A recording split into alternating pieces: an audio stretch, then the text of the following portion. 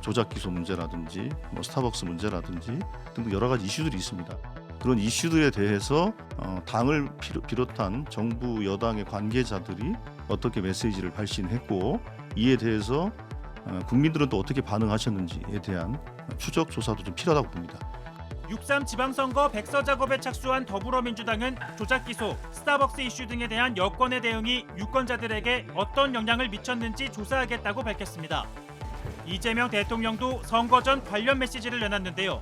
혹시라도 무오류의 함정에 빠지면 안 됩니다. 예. 누구나 잘못할 수 있어요. 예.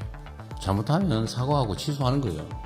지난 3월 민주당 내 공소 취소 모임을 둘러싸고 논란이 제기되자 소셜미디어를 통해 증거 조작, 사건 조작은 강도나 납치 살인보다 더 나쁜 것이라고 지적했습니다.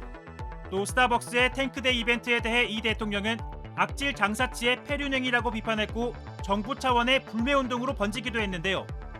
이 같은 정부 여당에서 나온 메시지가 선거에 어떤 영향을 미쳤는지를 정청래 지도부가 파악해보겠다는 겁니다. 앞서 이재명 대통령은 서울시장 선거에서 패한 지방선거 결과에 아쉬움을 나타내며 당 지도부의 책임론을 겨냥했습니다. 근데 이길 거를 졌다, 또 이겨야 되는 곳을 졌다고 하면 그 문제가 다르죠. 최소한 성공은 아니죠. 국가 운명을 놓고 이 수천만 명이 고민하고 있는 이 상황에서 정말 마음 내려놓고 겸손한 자세로 죽을 힘을 다하는 거하고 딴 맘 먹은 거 완전 다릅니다. 따라서 지도부의 선거 백서는 사실상 청와대에 대한 반격을 선언한 거란 해석이 나옵니다.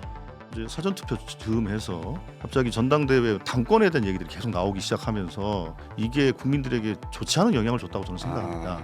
그래서 이게 뭐 김민석 총리 개인에 대한 평가를 하자는 게 아니고 그런 당내 일련의 흐름들 속에서 당권에 대한 소위 당권 투쟁이라는 언론의 이슈가 되면서 선거 기간 나온 김민석 국무총리의 당권 도전 의사 또한 선거에 악영향을 미쳤을 거라는 게 당 지도부의 판단으로 보이는데요.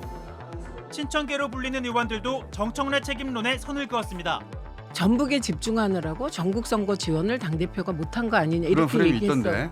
그런데요, 그것도 제가 그 대표 동선을 확인했습니다. 전북에 한 번 갔더라고요. 그 성남시의 경우 응. 추미애 후보의 전체 득표율이 53.06%입니다.